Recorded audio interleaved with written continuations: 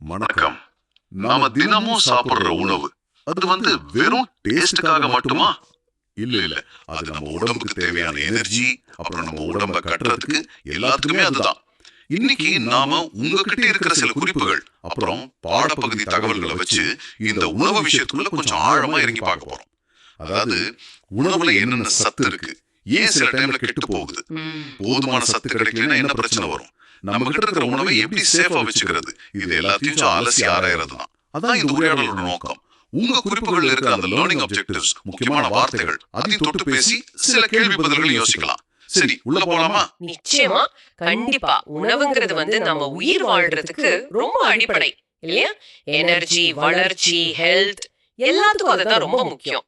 இப்போ இந்த குறிப்புகளை நம்ம பார்க்கும்போது உணவு ஏன் கெட்டு போகுதுங்கிற சயின்ஸ்ல இருந்து, அதுல இருக்கிற நியூட்ரியன்ஸ், அப்புறம் அந்த சத்துக்கள் குறையும் போது என்னென்ன நோய்கள் வருது, உணவை எப்படி பாதுகாக்கிறது, ஏன் கிச்சன்ல கூட நம்ம எவ்வளவு கவனமா இருக்கணுங்கிற விஷயம் வரைக்கும் நிறைய ஆங்கிள் பார்க்க போறோம். இதுல வர அந்த macro nutrients, balance diet, BMI, இந்த மாதிரி சில முக்கியமான டெக்னிக்கல் வார்த்தைகள் என்ன சொல்லுதுன்னு புரிஞ்சுக்கலாம். சரி, முதல்ல ரொம்ப பேசிக்கான ஒரு கேள்விக்கு வருவோம். உணவு நமக்கு ஏன் முக்கியம்னு உங்க குறிப்புகள் ஆரம்பத்திலேயே சொல்லுது. எனர்ஜி தருது, வளர ஹெல்ப் பண்ணுது, இம்யூனிட்டி தருதுன்னு. ஆனா நம்ம வீட்லயே பாக்குறோம், நேத்து நல்லா இருந்த ஒரு பழம் இன்னைக்கு ஒரு மாதிரி குழக்குழன்னு ஆயிடுது, பால் சில சமயம் திரிஞ்சு போகுது. ஏன் இப்படி? ஏன் உணவு கெட்டு போகுது? இதுக்கு உங்க குறிப்புகள்ல அந்த உணவு கெட்டு போதல் செக்ஷன்ல என்ன விளக்கம் இருக்கு? ஆமா, உணவு கெட்டு போறது, அதாவது ஃபுட் ஸ்பாயிலேஜ்ங்கிறது ரொம்ப காமனான ஒண்ணுதான். அது ஏன் நடக்குதுன்னா முக்கியமா ரெண்டு காரணங்கள் சொல்லலாம். ஒண்ணு, நம்ம கண்ணுக்கு தெரியாத மைக்ரோ ஆர்கானிசம்ஸ், அதாவது பாக்டீரியா, பூஞ்சை, இந்த மாதிரி. இன்னொன்னு உணவுலயே இயற்கையா இருக்கிற என்சைம்ஸ், அதாவது நொதிகள். இந்த நுண்ணுயிரிகள் என்ன பண்ணும்னா உணவுல வளர்ந்து அதோட தோற்றம், ஸ்மெல், டேஸ்ட் எல்லாத்தையும் மாத்திடும். நம்ம சாப்பிடவே முடியாத நிலைக்கு கொண்டு போயிடும். நொதிகளும் அப்படித்தான். உணவுல இருக்கிற கெமிக்கல்ஸோட ரியாக்ட் ஆகி இதே மாதிரி மாற்றங்களை உண்டாக்கும். பாத்தீங்கன்னா கார்போஹைட்ரேட், புரோட்டீன், ஃபேட் அதிகமா இருக்கிற உணவுகள் தான் சீக்கிரமா கெட்டு போகும். ஓ, அப்போ உங்க குறிப்புகள்ல அந்த முதல் ஆக்டிவிட்டில செயல்பாடு ஒண்ணு, சில பொருட்களை கொடுத்து எது கெட்டு போகும் எது போகாதுன்னு கேட்டிருக்காங்களே, அதுக்கு பின்னால இந்த சயின்ஸ் தான் இருக்கு. உப்பு, சர்க்கரை, அரிசி, கோதுமை இதெல்லாம் அவ்வளவு சீக்கிரம் கெட்டு போறது இல்ல. ஏன்னா அதுல அந்த ஈரப்பதம் கம்மியா இருக்கு, நுண்ணுயிர்கள் வளர முடியாது. ஆனா ஆப்பிள், தக்காளி, பன்னீர் மாதிரி கொஞ்சம் தண்ணி சத்து அதிகமா இருக்கிற பொருட்கள் சீக்கிரம் கெட்டு போயிடும். இது சரிதானே? மிகச்சரி. அந்த ஆக்டிவிட்டியோட நோக்கமே இந்த புரிதலை கொடுக்கிறது தான். பாருங்க, கெட்டு போன உணவை சாப்பிடுறது ரொம்ப ஆபத்து. சாதாரண வயிற்று வலியில இருந்து ரொம்ப சீரியஸான ஹெல்த் ப்ராப்ளம்ஸ் வரைக்கும் வரலாம்.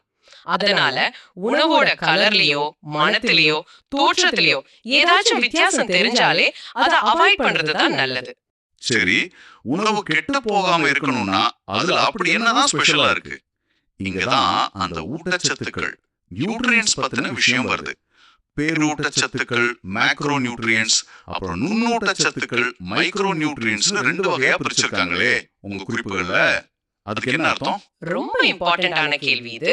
பேரூட்டம் அப்படின்னா நம்ம உடம்புக்கு அதிக அளவுல தேவைப்படுற சத்துக்கள். இதுல 3 மெயின் வகை இருக்கு. கார்போஹைட்ரேட்ஸ், புரோட்டீன்ஸ், அப்புறம் கொழுப்புகள். கார்போஹைட்ரேட்ஸ் தான் நம்ம பாடிக்கு இன்ஸ்டன்ட் எனர்ஜி கொடுக்குது. நம்ம சாப்பாடு, இட்லி, தோசை, சப்பாத்தி, பழங்கள் எல்லாத்துலயும் இது இருக்கு. புரோட்டீன்ஸ் உடல் வளர்ச்சிக்கும், மசில்ஸ் பில்ட் ஆகுறதுக்கும், டேமேஜ் ஆன செல்ஸை ரிப்பேர் பண்றதுக்கும் ரொம்ப அவசியம். பருப்பு, பால், முட்டை, இறைச்சி, இதுல எல்லாம் புரோட்டீன் இருக்கு. கொழுப்புகளும் எனர்ஜி தரும். அதோட சில வைட்டமின்ஸ், அதாவது ஏ, டி, இ, கே, இதெல்லாம் நம்ம உடல் அப்சர்வ் பண்ணிக்கிறதுக்கும் கொழுப்பு தேவை. பாடி டெம்பரேச்சரை மெயின்டைன் பண்ணவும் ஹெல்ப் பண்ணும். எண்ணெய், நெய், வெண்ணெய், நட்ஸ் இதுல எல்லாம் இருக்கு. ஓஹோ, அப்போ நுண்ணூட்டம்னா உடம்புக்கு குறைஞ்ச அளவுல தேவைப்படுற சத்துக்களா? அதேதான், கரெக்ட். நுண்ணூட்ட சத்துக்கள் அப்படிங்கிறது வைட்டமின்ஸும் தாது உப்புகளும். இது ரொம்ப ரொம்ப கம்மியான அளவு தான் தேவைப்படும். ஆனா நம்ம பாடி சரியா ஃபங்க்ஷன் ஆகணும்னா இது இல்லாம முடியாது. உடம்புல நடக்கிற ஆயிரக்கணக்கான கெமிக்கல் ரியாக்ஷன்ஸ்க்கு இது ஒரு கேட்டலிஸ்ட் மாதிரி வேலை செய்யும். உதாரணத்துக்கு சொல்லணும்னா கண் பார்வைக்கு வைட்டமின் ஏ முக்கியம். ரத்த சிவப்பணுக்கள் உருவாகிறதுக்கு அயன், அதாவது இரும்பு சத்து தேவை. இது குறைஞ்சாலும் பெரிய பிரச்சனைகள் வரும். அப்போ இந்த பேரூட்ட சத்துக்கள், நுண்ணூட்ட சத்துக்கள் இது எல்லாத்தையும் சரியான அளவுல சரியான விகிதத்துல எடுத்துக்கிறது தான் சரிவிகித உணவு, பேலன்ஸ்டு டயட் அப்படின்னு உங்க குறிப்புகள் சொல்லுது. இத விளக்க ஒரு உணவு கூம்பு, ஃபுட் பிரமிட் படமும் இருக்கே, அது எதை நமக்கு சொல்ல வருது? அந்த கூம்போட அகலமான பேஸ்ல பாத்தீங்கன்னா தானியங்கள், பழங்கள், காய்கறிகள் இருக்கும். அப்படின்னா இதையெல்லாம் நாம அதிகமா சாப்பிடணும். அதுக்கு மேல கொஞ்சம் குறுகலான பகுதியில பால் பொருட்கள், இறைச்சி, பருப்பு வகைகள் இருக்கும். இத கொஞ்சம் மிதமா சாப்பிடணும். கூம்போட அந்த சின்ன உச்சியில கொழுப்பு, எண்ணெய், இனிப்புகள் இருக்கும். இதெல்லாம் ரொம்ப ரொம்ப குறைவா எடுத்துக்கணும். இப்படி எல்லா சத்துக்களும் தேவையான அளவுல கிடைச்சா அதுதான் சரிவிகித உணவு. இதுவும் நம்ம முக்கியமான கற்றல் நோக்கங்கள்ல ஒண்ணு இல்லையா? இந்த சரிவிகித உணவுங்கிறது ஒரு முக்கியமான கலை சொல்லும் கூட. அதை ஞாபகம் வச்சுக்கணும். ரொம்ப கிளியரா இருக்கு. ஆனா எல்லாருக்கும் இந்த சரிவிகித உணவு கிடைக்குதா, கிடைக்கலன்னா என்ன ஆகும்? இங்கதான் நம்ம இந்த குறைபாட்டு நோய்கள், டெஃபிஷியன்சி டிசீசஸ் பத்தி பேச வேண்டியிருக்கு. உங்க குறிப்புகள்ல இதை பத்தி நிறையவே சொல்லியிருக்கு. குறிப்பா புரதச்சத்து குறைபாடு அது குழந்தைங்களை எப்படி பாதிக்குதுன்னு குவாஷியோர்கர், மராஸ்மஸ் பத்தி சொல்லியிருக்கேன். இது ரெண்டுக்கும் என்ன சார் வித்தியாசம்? ரெண்டுமே ரொம்ப சீரியஸான புரத ஆற்றல் குறைபாட்டு நோய்கள். குவாஷியோர்கர்ல என்ன ஆகும்னா போதுமான எனர்ஜி, அதாவது கேலரி கிடைச்சாலும் புரோட்டீன் மட்டும் ரொம்ப கம்மியா இருக்கும். இதனால உடம்புல நீர் தேங்கி வயிறு பெருசா ஊதி போய் தெரியும். ஆனா கை கால்கள்லாம் ரொம்ப ஒல்லியா இருக்கும். முடி கூட செம்பட்டையா மாறிடும். மராஸ்மஸ்ல பாத்தீங்கன்னா புரோட்டீன், எனர்ஜி ரெண்டுமே கிடைக்காது, ரொம்ப கம்மியா இருக்கும். இதனால குழந்தைங்க வெயிட் பயங்கரமா குறைஞ்சு எலும்பும் தோலுமா இருப்பாங்க. ஒரு மாதிரி வயசான தோற்றம் வந்துடும். வளர்ச்சி ரொம்ப பாதிக்கப்படும். இந்த நோய்கள் புரோட்டீனுங்கிற அந்த பேரூட்டச்சத்தோட முக்கியத்துவத்தை நல்லா உணர்த்துது. கேட்கவே ரொம்ப கஷ்டமா இருக்கு. இதே மாதிரி தாது உப்புக்கள், மினரல்ஸ் குறைஞ்சாலும் பிரச்சனைகள் வரும்னு பார்த்தோம். இரும்பு சத்து குறைஞ்சா ரத்த சோகை வருது, அனிமியா. இது நம்ம நாட்டுல குறிப்பா பெண்கள் மத்தியில ரொம்ப அதிகமா இருக்கிற பிரச்சனையாச்சு. ஆமா, அது உண்மைதான். அப்புறம் அயோடின் குறைஞ்சா முன்கழுத்து கழலை, அதாவது கழுத்துல தைராய்டு சுரப்பி வீங்கிறது. ஆமா, ரத்த சோகையில என்ன பிரச்சனைனா ரத்த சிவப்பணுக்கள் குறைஞ்சிடும். அப்போ உடம்புக்கு ஆக்சிஜன் எடுத்துட்டு போற கெப்பாசிட்டி குறையும். இதனால பயங்கர சோர்வு, மூச்சு வாங்குதல், தலை சுற்றல் எல்லாம் வரும். கீரைகள், பேரிச்சை, இறைச்சி, ஈரல் இது மாதிரியான இரும்புச்சத்து நிறைய இருக்கிற உணவுகள் இதை தடுக்க உதவும். அயோடின் குறைபாடு அது பிரெயின் டெவலப்மெண்ட்டையும் பாதிக்கலாம். அதனாலதான் இப்போ அயோடின் கலந்த உப்பு பரவலா யூஸ் பண்றாங்க. இது ஒரு பெரிய பப்ளிக் ஹெல்த் சக்சஸ்னே சொல்லலாம். அடுத்து வைட்டமின்ஸ். ஒரு பெரிய லிஸ்டே இருக்கு உங்க குறிப்புல. வைட்டமின் ஏ குறைஞ்சா மாலை கண் நோய், வைட்டமின் பி குறிப்பா B1 அது குறைஞ்சா பெரி நரம்பு சம்பந்தப்பட்ட பாதிப்பு, வைட்டமின் சி குறைஞ்சா ஸ்கர்வி, பல்லு ஈரல ரத்தம் வர்றது, வைட்டமின் டி குறைஞ்சா ரிக்கெட்ஸ், குழந்தைகளோட எலும்புகள் வளைஞ்சு போறது, அப்புறம் வைட்டமின் இ குறைஞ்சா மலட்டு தன்மை வரலாம், வைட்டமின் கே குறைஞ்சா ரத்தம் உறையாம ப்ளீடிங் அதிகமாகலாம். இப்படி நிறைய இருக்கு. ஒவ்வொன்றுக்கும் எதுல கிடைக்குதுன்னு கொடுத்துருக்கு. பப்பாளி, கேரட்ல வைட்டமின் ஏ, நெல்லிக்காய், எலுமிச்சையில வைட்டமின் சி, சூரிய ஒளி, பால்ல வைட்டமின் டி. இப்படி கரெக்டா இருக்கு. அந்த சத்து போதுமான அளவு கிடைக்காதப்போ அந்த வேலை பாதிக்கப்படுது. அதுதான் ஒரு நோயா நமக்கு வெளியே தெரியுது. உதாரணத்துக்கு வைட்டமின் சி உடம்புல கொலாஜன் ஒரு புரோட்டீன் உருவாகிறதுக்கு தேவை. அது குறைஞ்சா ரத்த குழாயெல்லாம் வீக் ஆகி ஈரல்ல ரத்தம் வருது. அதுதான் ஸ்கர்வி. வைட்டமின் டி கால்சியம் சப்பை நம்ம உடல் உறிஞ்சு கொள்ள ஹெல்ப் பண்ணுது. அது இல்லைன்னா எலும்புகள் வலுவிழந்துடும். அதுதான் ரிக்கெட்ஸ். இந்த கனெக்ஷன்ஸை புரிஞ்சுக்கிட்டா அந்த சரிவிகித உணவோட அவசியம் இன்னும் நல்லா புரியும். சரி, இவ்வளவு சத்துக்கள் தேவைப்படுது, எல்லாம் ஓகே. ஆனா ஒருத்தரோட பாடி வெயிட் அது சரியா இருக்கா இல்லையான்னு தெரிஞ்சுக்கிறதுக்கு உங்க குறிப்புகள்ல உடல் நிறை குறியீட்டுன்னு பத்தி சொல்லியிருக்கு. BMI, பாடி மாஸ் இண்டெக்ஸ், இதுவும் ஒரு முக்கியமான இண்டிகேட்டர்னு தெரியுது. இது எப்படி கால்குலேட் பண்றது? இது ரொம்ப சிம்பிளான கால்குலேஷன் தான். ஒருத்தரோட வெயிட்ட கிலோகிராம்ல எடுத்துக்கணும், சரிங்களா? அவரோட உயரத்தை மீட்டர்ல அளந்துக்கணும். அப்புறம் அந்த உயரத்தோட வர்க்கம், அதாவது ஸ்கொயர் கண்டுபிடிக்கணும். சிம்பிளா சொன்னா உயரத்தை அதே நம்பரால பெருக்கணும். உயரம் இன்டு உயரம். இப்போ அந்த வெயிட்ட கிலோகிராம்ல இந்த உயர வர்க்கத்தால மீட்டர் ஸ்கொயர்ல வகுத்தா வர நம்பர் தான் BMI. Formula BMI is equal to எடை கிலோகிராம் வகுத்தல் உயரம் மீட்டர் ஸ்கொயர். உங்க குறிப்புல ஒரு எக்ஸாம்பிள் இருக்கு பாருங்க. 60 kg எடை 1.90 மீட்டர் உயரம் உள்ளவருக்கு BMI கணக்கிட்டா 16.62 வருது. ஓகே, இந்த BMI நம்பரை வச்சு என்ன தெரிஞ்சுக்கலாம்? அது என்ன சொல்லுது? அந்த நம்பர் கிடைச்சதும் அத ஒரு ஸ்டாண்டர்ட் சார்ட்டோட கம்பேர் பண்ணி பார்க்கலாம். BMI வந்து 18.5க்கு கீழே இருந்தா எடை குறைவு, அண்டர் வெயிட்னு அர்த்தம். 18.5ல இருந்து 24.9 வரைக்கும் இருந்தா அது நார்மல் வெயிட், சரியான எடை. 25ல இருந்து 29.9 வரைக்கும் போச்சுன்னா அது அதிக எடை, ஓவர் வெயிட். 30க்கு மேல போனா அது உடல் பருமன், ஒபிசிட்டி. இந்த உதாரணத்துல 16.62ங்கிறது எடை குறைவு கேட்டகரியில வருது. உங்க குறிப்புல அந்த மூன்றாவது ஆக்டிவிட்டில செயல்பாடு 3 உங்களோட BMI-ய கால்குலேட் பண்ணி பார்க்க சொல்றாங்க. இது ஒரு நல்ல செல்ஃப் செக். ஆமா, யூஸ்ஃபுல்லா இருக்கும். ஆனா இது மட்டுமே ஒருத்தரோட ஹெல்த்தோட அடையாளம்னு சொல்லிட முடியுமா? இல்ல, அப்படி சொல்ல முடியாது. BMI வந்து ஒரு யூஸ்ஃபுல்லான ஸ்கிரீனிங் டூல் தான், ஒரு ஆரம்ப கட்ட மதிப்பீடு. ஆனா இது வந்து உடம்புல எவ்வளவு கொழுப்பு இருக்கு, அந்த கொழுப்பு எங்க படிஞ்சிருக்குங்கிறதெல்லாம் துல்லியமா காட்டாது. இப்போ நல்ல மசில்ஸ் வச்சிருக்கிற ஸ்போர்ட்ஸ் பர்சன்ஸ்க்கு BMI அதிகமா இருக்கலாம், ஆனா அவங்க ரொம்ப ஹெல்த்தியா இருப்பாங்க. இருந்தாலும் பொதுவா பாப்புலேஷன் லெவல்ல பார்க்கும்போது உடல் எடை சம்பந்தமான ரிஸ்க்குகளை கணிக்கிறதுக்கு BMI ஒரு நல்ல இண்டிகேட்டர் தான். அப்புறம் அந்த 4வது ஆக்டிவிட்டி செயல்பாடு 4 இருக்கு பாருங்க. உங்க ஏரியாவுல எந்த மாதிரி குறைபாட்டு நோய்கள் அதிகமா இருக்குன்னு கேட்டு தெரிஞ்சுக்க சொல்றது. அது வந்து நம்ம லோக்கல் சூழலை புரிஞ்சுக்க உதவும். சரி, இப்போ நியூட்ரியன்ஸ், அதோட குறைபாடுகள், வெயிட், இதை பத்தி எல்லாம் பார்த்தோம். ஆனா நம்ம கிட்ட நல்ல சத்தான உணவு இருந்தா மட்டும் பத்தாது இல்லையா? அது கெட்டு போகாம பாதுகாக்கவும் தெரியணும். உங்க குறிப்புகள்ல உணவு பாதுகாப்பு முறைகள் பத்தி என்ன சொல்லிருக்கு? ஆமா, இது ரொம்ப ரொம்ப முக்கியமான ஒரு பகுதி.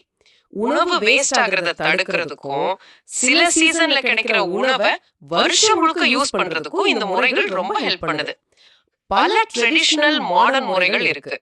உங்க குறிப்புகள்ல சில முக்கியமான மெத்தட் சொல்லிருக்காங்க. 1, உலர்த்துதல், ட்ரைங். அதாவது உணவுல இருக்கிற ஈரப்பதத்தை எடுத்துறது, வெயில்ல காய வைக்கிறது, வத்தல், வடகம் மாதிரி. இது வந்து நுண்ணுயிரிகள் வளர விடாது. தானியங்கள், மீன் கருவாடு இதெல்லாம் உதாரணம். 2, உப்பு இல்லனா சர்க்கரை சேர்க்கிறது, சால்டிங், சுகரிங். நிறைய உப்பு அல்லது சர்க்கரை சேர்க்கும் போது அது உணவுல இருக்கிற தண்ணியை உறிஞ்சிடும், ஆஸ்மோசிஸ்னு சொல்லுவாங்க. இதனால நுண்ணுயிரிகளால அங்க வாழ முடியாது. ஊறுகாய், ஜாம், உப்பு கண்டம் இதெல்லாம் இந்த வகைதான். 3, குளிரூட்டுதல், ஃப்ரீசிங், ரெஃப்ரிஜரேஷன். டெம்பரேச்சரை குறைக்கிறது. லோ டெம்பரேச்சர்ல நுண்ணுயிரிகளோட வளர்ச்சி, என்சைம்ஸோட செயல்பாடெல்லாம் ரொம்ப ஸ்லோ ஆயிடும். ஃப்ரிட்ஜ்ல வைக்கிறது ஷார்ட் டேர்ம், ஃப்ரீசர்ல வைக்கிறது லாங் டேர்ம் பாதுகாப்பு. 4, கொதிக்க வைத்தல், பாயிலிங்.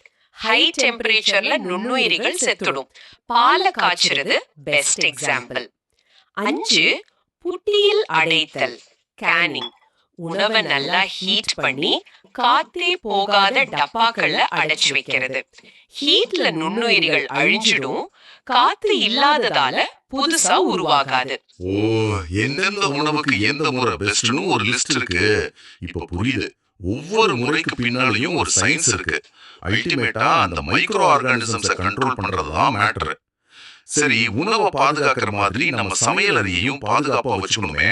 குறிப்பா ஃபயர் ஆக்சிடென்ட்ஸ், தீ விபத்துகள் பத்தி உங்க குறிப்புகள்ல சில வார்னிங்ஸ் இருக்கு. ஆமா, கிச்சன் சேஃப்டி ரொம்ப முக்கியம். கொஞ்சம் கவனக்குறைவா இருந்தாலும் ஈஸியா தீ விபத்து நடந்துடும். சில முக்கியமான ரூல்ஸ் என்னன்னா, கேஸ் சிலிண்டர் யூஸ் பண்ணும்போது லீக் இருக்கான்னு அப்பப்ப செக் பண்ணணும். சமைச்சு முடிச்சதும் ரெகுலேட்டரை ஆஃப் பண்ணணும், மறக்கவே கூடாது. ஈஸியா தீ பிடிக்கிற நைலான், பாலியஸ்டர் துணி எல்லாம் சமைக்கும் போது போடக்கூடாது. Cotton dress safe. ஸ்டவ் பக்கத்துல துணி, பேப்பர், மண்ணெண்ணெய் மாதிரி தீ பிடிக்கிற பொருட்களை வைக்கவே கூடாது. எலக்ட்ரிக்கல் ஐட்டம்ஸை ஈரக்கையோட தொடக்கூடாது. டேமேஜ் ஆன வயர், பிளக் எல்லாம் யூஸ் பண்ணக்கூடாது. ஒருவேளை தெரியாம தீ பிடிச்சா என்ன செய்யணும்? ஃபயர் எக்ஸ்டிங்விஷர்ஸ் பத்தியும் தீயோட வகைகளை பத்தியும் கூட குறிப்பு இருக்கு. ஆமா, தீயணைப்பான்கள் பத்தி தெரிஞ்சு வச்சுக்கிறது ரொம்ப நல்லது. பொதுவா தீ விபத்துகளை 3 வகையா பிரிக்கிறாங்க. வகை ஏ, இது வந்து மரம், பேப்பர், துணி மாதிரி திடப்பொருட்கள்ல ஏற்படுற தீ. இதுக்கு தண்ணி ஊத்தி அணைக்கலாம். வகை பி, பெட்ரோல், டீசல், மண்ணெண்ணெய் மாதிரி லிக்விட் ஃபியூவல்ஸ்ல வர தீ. இதுக்கு மேல தண்ணி ஊத்தவே கூடாது. ஊத்தலா தீ இன்னும் பரவும். மணல் போடலாம் அல்லது வகை பி தீ அணைப்பான யூஸ் பண்ணணும். வகை சி, இது கேஸ் லீக்னாலயோ அல்லது எலக்ட்ரிக்கல் ஷார்ட் சர்க்யூட்னாலயோ வர்ற தீ. இதுக்கும் தண்ணி ரொம்ப ஆபத்து, குறிப்பா எலக்ட்ரிக்கல் தீ. மெயின் ஸ்விட்ச் ஆஃப் பண்ணிட்டு வகை சி தீயணைப்பான யூஸ் பண்ணணும். ஓகே, தீக்காயம் பட்டுட்டா first aid, burn first aid என்ன செய்யணும்னு ஒரு சின்ன டிப் இருக்கு. பாதிக்கப்பட்ட இடத்தை குழாய் தண்ணியில காட்டணும். ஆமா, அதுதான் முதல் ஸ்டெப். சின்ன தீக்காயங்களுக்கு குளிர்ந்த நீரை அந்த இடத்துல கொஞ்ச நேரம் தொடர்ந்து காட்டுறது வலியை குறைக்கும், டேமேஜ் அதிகமாகாமலும் தடுக்கும். ஆனா பெரிய தீக்காயங்களுக்கு உடனே ஹாஸ்பிடல் கூட்டிட்டு போகணும், அதுல தாமதம் செய்யக்கூடாது. அப்பா, இப்போ நாம நிறைய விஷயங்கள் பேசிட்டோம். உணவோட பேசிக்ஸ், அதுல இருக்கிற மேக்ரோ மைக்ரோ நியூட்ரியன்ஸ், பேலன்ஸ்டு டயட்னா என்ன, அது கிடைக்கலனா வர்ற டெஃபிஷியன்சி டிசீசஸ், அப்புறம் வெயிட் ட்ராக் பண்ற BMI, food preservation methods, kitchen சேஃப்டின்னு உங்க குறிப்புகள்ல கடைசியில இருக்கிற அந்த மதிப்பீட்டு பகுதியில சில கேள்விகள் இருக்கு. உதாரணமா, சரிவிகித உணவு என்றால் என்ன? இதுக்கு நம்ம பதில் என்ன? எல்லா ஊட்டச்சத்துக்களும் சரியான அளவுல இருக்கிற உணவு. உணவு ஏன் கெட்டு போகிறது? அந்த மைக்ரோ ஆர்கானிசம்ஸ், என்சைம்ஸ் வேலையால. வைட்டமின் சி குறைபாட்டால் வரும் நோய் எது? ஸ்கர்வி. இந்த கேள்விகளா நாம பேசுறதெல்லாம் ஒரு தடவை ரீகால் பண்ணிக்க நல்லா இருக்கு. சரியா சொன்னீங்க. இந்த கேள்விகள் நாம டிஸ்கஸ் பண்ண முக்கியமான கான்செப்ட்ஸையும் அந்த கீவேர்ட்ஸையும் தொகுத்துக்க ஹெல்ப் பண்ணுது. நம்ம ஆரம்பத்துல சில லேர்னிங் ஆப்ஜெக்டிவ்ஸ் சொன்னோம் இல்லையா? உணவின் கூறுகளை அறியறது, BMI கால்குலேட் பண்றது, குறைபாட்டு நோய்களை தெரிஞ்சுக்கிறது, ஃபுட் சேஃப்டி, கிச்சன் சேஃப்டி முறைகளை புரிஞ்சுக்கிறது, இது எல்லாத்தையும் இந்த டிஸ்கஷன் மூலமா நீங்க ஓரளவுக்கு அச்சீவ் பண்ணிருப்பீங்கன்னு நம்புறேன். இது வெறும் எக்ஸாம்க்கு படிக்கிற விஷயம் இல்ல, உங்க டெய்லி ஃபுட் சாய்ஸ்ல, உங்க பழக்க வழக்கங்கள்ல ஒரு சின்ன மாற்றத்தையாவது கொண்டு வர இந்த அறிவு கண்டிப்பா உதவும். நிச்சயமா. ஆக இந்த முழு உரையாடல் இருந்தும் நீங்க முக்கியமா எடுத்துக்க வேண்டிய மெசேஜ் இதுதான். நாம என்ன சாப்பிடுறோம், அதுல என்ன சத்து இருக்கு, அதை எப்படி சேஃபா ஹேண்டில் பண்ணணும்னு தெரிஞ்சுக்கிறது உங்க ஹெல்த்துக்கு ரொம்ப ரொம்ப முக்கியம். நேரடியா சம்பந்தப்பட்டது. உங்க சாப்பாட்டு தட்டுல எல்லா சத்துக்களும் கிடைக்குதா? நீங்க கிச்சன்ல சேஃப்டி ரூல்ஸை ஃபாலோ பண்றீங்களா? இது எல்லாம் ஒரு நிமிஷம் யோசிச்சு பாருங்க. இறுதியா உங்களை யோசிக்க வைக்க ஒரு கேள்வி. இந்த குறிப்புகள் பெரும்பாலும் ஊட்டச்சத்து குறைபாடுனால வர நோய்களை பத்தி தானே பேசுச்சு. ஆனா BMI பத்தி பேசும்போது அதிக எடை, உடல் பருமன்னு பார்த்தோம் இல்லையா? அது போல சில ஊட்டச்சத்துக்களை இல்லனா மொத்தமாவே உணவை அதிகமா எடுத்துக்கிறதுனால என்னென்ன ஹெல்த் ப்ராப்ளம்ஸ் வரலாம். குறைபாடு ஒரு பிரச்சனைனா அளவுக்கு அதிகமா சாப்பிடுறதும் ஒரு பிரச்சனை தானே. இது பற்றி உங்க குறிப்புகள்ல டைரக்டா இல்லைனாலும் நீங்களா கொஞ்சம் தேடி பார்க்கலாம். இதுவும் ஆரோக்கியமான வாழ்க்கைக்கு அவசியமான ஒரு புரிதல் இல்லையா?